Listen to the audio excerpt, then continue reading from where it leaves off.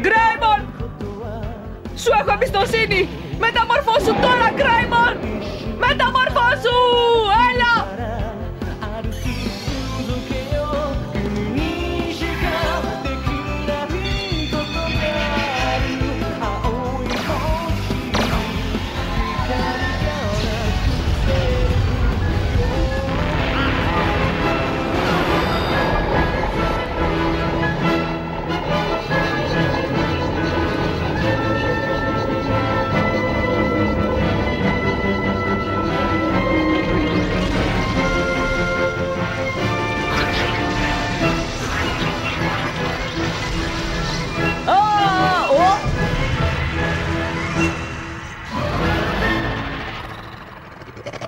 Κοιτάξτε!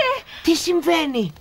Δεν το πιστεύω! Είναι ο Σκαλγκρέιμον! Σκαλγκρέιμον! Σκαλγκρέιμον.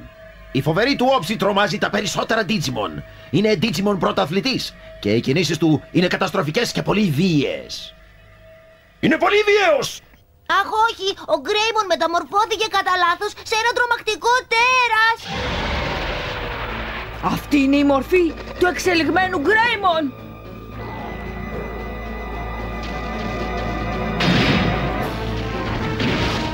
Ουε!